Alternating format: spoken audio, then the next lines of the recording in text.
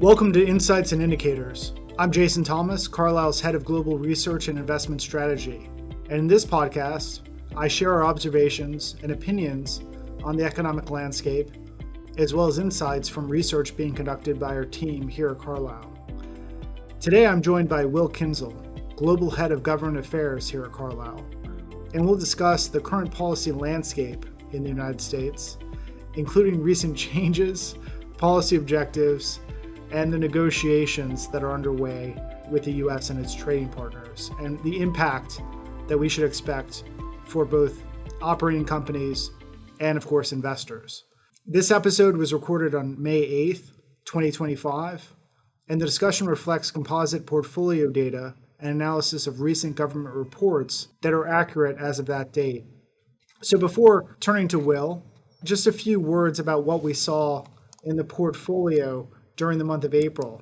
And I would say that from our perspective, April was a really interesting month because you really felt a sense of what we describe as suspended animation.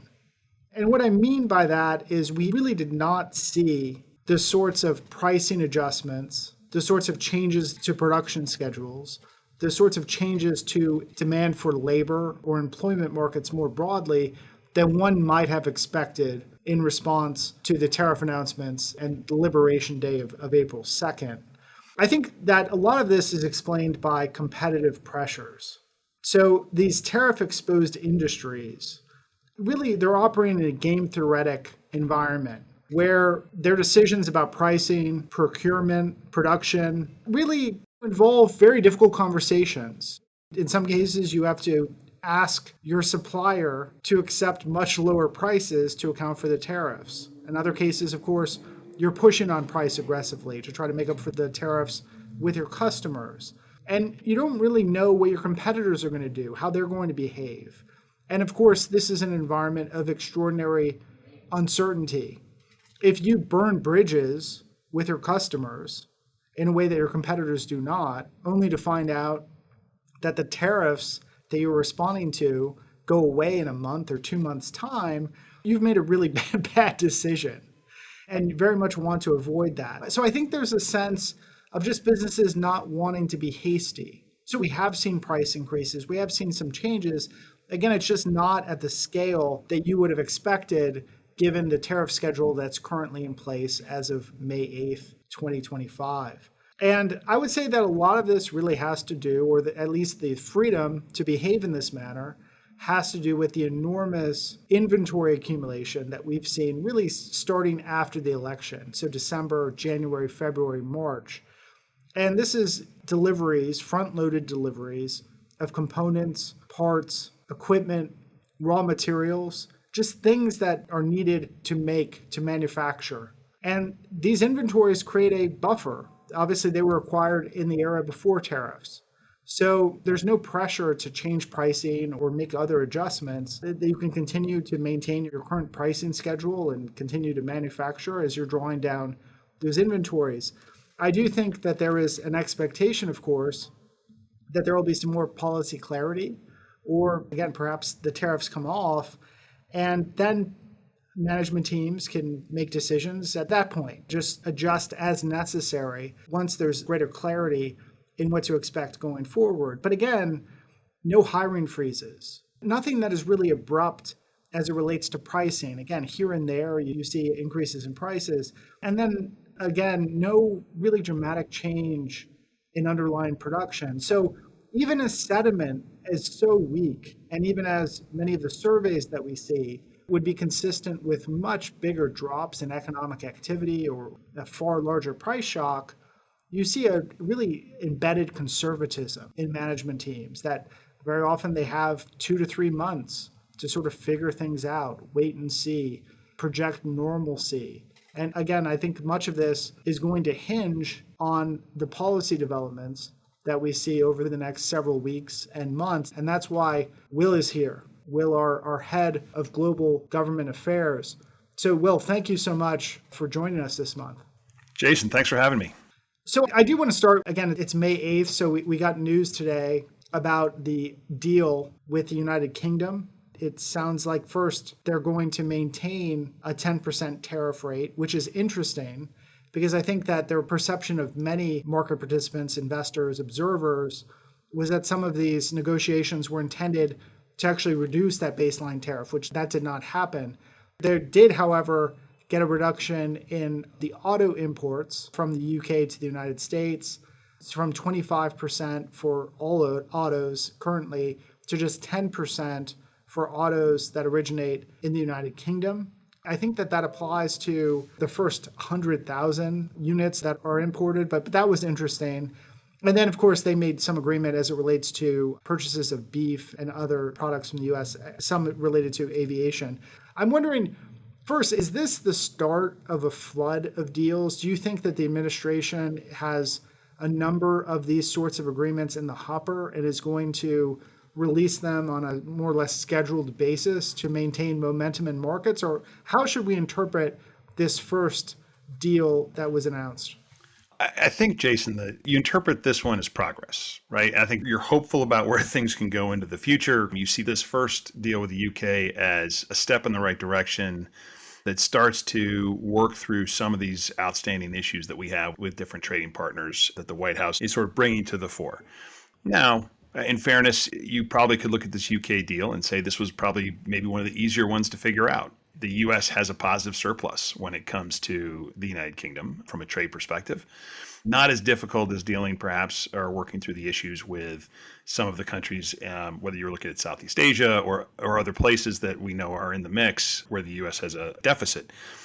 I think in my experience with this president, both in his first term and now, you learn to take them at their word and take them when they say that they're talking to a number of countries and working through a process that they announced, I want to say about a week and a half ago, of bringing in a group of countries every week and then rotating through every 3 weeks. I think this should give everybody sort of a sense of, okay, it feels like there should be a path. It feels like we're starting to be on that path. And time's going to tell, I think, in the next week or two to see, do we see something with South Korea? Do we see something with Japan? Certainly the re-elected Prime Minister of Canada, Mark Carney's visit to the Oval Office earlier this week, the tone of that meeting was just, I think, should give some people a sense of optimism that there could be a path forward both with Canada and Mexico.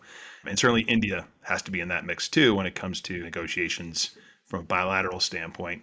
So, Jason, I think we sort of look at this and say, okay, no rushes yet, but this looks like we could be on a path that starts to address a number of countries as we head into the end of this pause, which coincides with July 9th. So again, what was interesting is that this 10% baseline tariff was retained. Absolutely.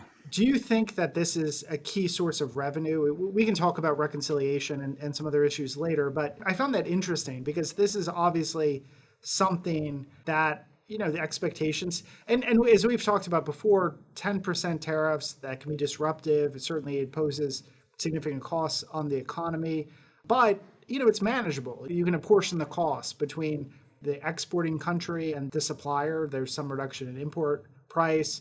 There's some perhaps narrowing of margin from the importer or the user of the input. There's perhaps some increase in the retail sales price, but it's manageable. But this seems sort of more or less a permanent feature of the policy here. Would you agree? I would. I was in that camp of negotiated outcomes, I think, early on, to think that even the 10% perhaps is something that could be negotiable as one last piece. But, one of the things that a country struggle with, that we had these conversations when Harvey, our CEO, was in town a couple of weeks ago, meeting with different foreign ambassadors, is these countries are all wondering, so if I'm a first at the table, do I get the floor deal or the ceiling deal, right? And so that 10%, I think, from a UK standpoint, you're going to look at that and say, that's got to stay in place for everybody else if that's what we're going to live with too. So I think we see that for the foreseeable future. Obviously, there's some revenue implications there, but not revenue implications that really can get factored into this reconciliation process up on Capitol Hill outside of just a rhetorical context. I think we have this 10% to live with. As you said, I think for a lot of different companies out there, that's something they can manage through as opposed to seeing a tariff rate that was at 47% or even higher. 10% feels like something they can figure out on an ongoing basis. It's interesting when you think about that. So last year, the average effective tariff rate, which of course depends on the actual categories of goods that we import, was about 2.4%. A 10% baseline tariff would actually, if you just assume there's no real change in the flows of goods, would generate about 250 to almost $300 billion a year. So I imagine that that would go a long way in making members of Congress feel more comfortable about voting for something that might otherwise be perceived as widening the deficit. Sure. And it's, I think, from a rhetorical standpoint, if you're a member of Congress, you can say, look, I'm supporting the president. I'm going to vote for the reconciliation package that's out there. And in addition to all the math that goes on in a reconciliation package, we have this additional 300 billion in tariff revenue that this White House has put in place and isn't, when you put it all together, that's why I feel comfortable about the overall package and leadership in the White House. As I mentioned before, it isn't for those that really are going to get in the weeds on Capitol Hill about scores from the Congressional Budget Office or someplace else. The tariff revenue, because it's controlled by the president, is hard and isn't statutorily in place and locked in that way. It won't get scored in the same manner that a tax increase or a tax decrease might get considered. But certainly, I think you're right from the rhetorical standpoint. Any Republican member of Congress may feel just a little bit more comfortable about the overall fiscal picture when you put those two together. So there's obviously this 10% baseline that seems to be something that's going to be a feature of most of these agreements. There's the product-specific tariffs, which also are subject to negotiation, as we saw with the UK. But the elephant in the room is, of course, the US-China relationship, the bilateral trade relationship. There's a scheduled meeting in Geneva, Switzerland. What are you expecting from that meeting, and where are you expecting these negotiations to head? Well, just to drop back to the auto example with the UK, how they sort of dropped from a tariff standpoint into a quota, I think that's a pretty good indicator that in other negotiations, the White House and the U.S. negotiators feel good about using that type of a quota system. They used that previously when it came to steel and aluminum imports in the first term. So I think that's a good thing just to look for as we kind of move forward into negotiations with other countries. And what you mean is that there's a certain number of units or certain volumes that could be imported into the United States that are subject to a lower tariff rate or maybe even no tariff, we'll see with the negotiations. And then above that quantity, they get hit with the 25% or whatever that product-specific tariff would be. That's exactly right. And so I think you alluded to this. I think it's 100,000 vehicles from an auto standpoint that can come into the United States at one tariff rate, and the 100,001st vehicle would come in at a higher rate from the UK. But it seems to be an effective tool that they feel comfortable using have used in the past and putting it in now. But pivoting back to your question about China, that's the biggest question out there, right? And just in terms of supply chains and the overall impact, certainly there's been lots of efforts by various industries to sort of de-risk and perhaps move production from China to a Vietnam or a Thailand or some other country, or bring it back to even the U.S. But there always remains this, some element that is of the supply chain that just fits there and doesn't really fit anywhere else. I think you take a look at the UK deal, you take a look at everything else, and then I don't think the Geneva meeting's a coincidence. I don't think they just sort of randomly said, oh, are you going to be there? Because we're going to be there. That feels a little too contrived. So I actually take that as a pretty positive step, that you're going to have a meeting with really the two top deputies from a trade perspective in Secretary Besson and U.S. Trade Representative Greer with the Chinese representatives over in Geneva. One has to think that it's probably any resolution there is a little bit of a taking small steps at a time. And we've seen sort of some headlines and quotes to this degree over the past couple of weeks that an acknowledgement that 145% tariff on one side and 125% back from the Chinese on the other side is effectively an embargo. And that finding some pathways of agreement, certainly fentanyl could be part of that agreement, but finding some pathways to get to a tariff rate that is in the 50s or 60s, certainly I think changes the calculus dramatically for different supply chain decisions that are being made and whether or not consumer goods can be actually on the shelves versus not on the shelves at all. And I think that it's also would seem that lowering the tariff rates or wherever you think it ends up, but a suggestion that there's more work to do, right? That there may be some discussion that this is a first step and there'll be longer term negotiations with trying to have a better path forward in the bilateral relationship. Maybe it's the external imbalances of China more generally. Do you think that that's what this is setting up for? Or do you think the administration will try to prepare American consumers, American businesses for the idea that 60% tariffs, say, again, who knows, but something, a tariff rate of that size is going to be in place for a long time to come? I think on certain goods, you could see high tariff rates for a long time to come. I do, on a broad basis, though, I think this is a first step. And let's see what type of outcomes emerge from meeting in Switzerland. But if you see some incremental progress now, maybe in a couple months, there's another incremental step that can occur. I think this is a journey of not just like 4 or 5 steps, but probably 25 or 50 to gradually start to address some of the different concerns that exist from the U.S. side and concerns that there may be concerns that exist from the Chinese side as well.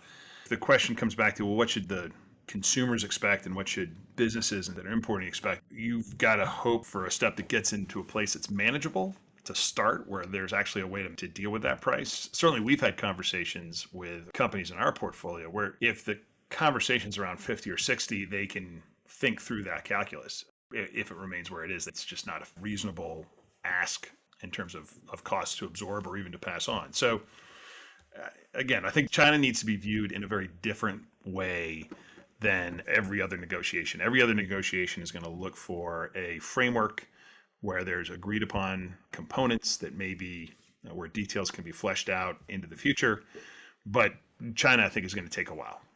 One final question. When you talk to administration officials about tariffs, very often they emphasize that the administration has a 3-pronged policy approach. One is, of course, rebalancing trade relationships, but another is tax relief and tax incentives for domestic investment. And then the third is broad deregulation. So I'm wondering if you could just quickly summarize where you feel we are as it relates to the reconciliation bill, the potential tax relief, incremental tax relief for business investment, and then also deregulation. Sure. And I think you're spot on in terms of those 3 priorities from an administration standpoint. I think they see those making trade fair for U.S. businesses and the United States generally. That's a high priority. And it goes hand in hand with tax relief and the reconciliation package and then deregulation efforts as a way to unleash, in their view, the American economy. On the reconciliation front, in about 4 or 5 days, next Tuesday, we're expecting the Ways and Means Committee to mark up their piece of the House reconciliation bill.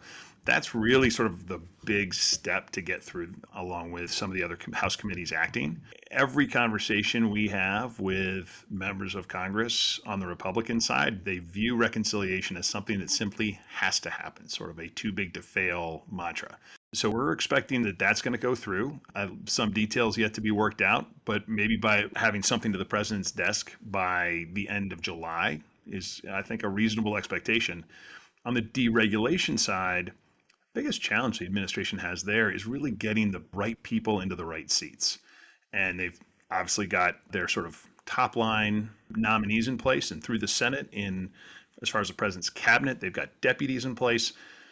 But to really get into a deregulation agenda and press that down through a number of the different cabinet posts, you've got to get to that assistant secretary level and get some of those folks in place. Having a new chair at the SEC, super helpful in that regard. Paul Atkins is starting to execute on a deregulation agenda. It'll take some time to really bring that, to do the legwork that's necessary on the inside to then bring that out. Same thing at the FTC or the FCC, as far as those other agencies go. I think the biggest thing holding them back, to the extent anything is on deregulation, is just getting the right people through the Senate. And once that happens, then they've got some clear pathways and a clear agenda items that they want to hit. But if you took all of that, looked at the July 9th date for the current sort of suspension of the reciprocal tariffs, with a thought that maybe in the next 2 months, it might not be all 17 countries that they're talking to, but it might be a good number of them that have hit trade deals. You then see a tax package extending current rates for individuals and then adding in business-friendly investment rates. And then sort of a deregulation agenda that starts to come a little bit more to life as we get a little more time to process nominations through the Senate. There's a path where you sort of see that end of July, August, and the administration is actually firing on a number of the cylinders that they want to be firing on.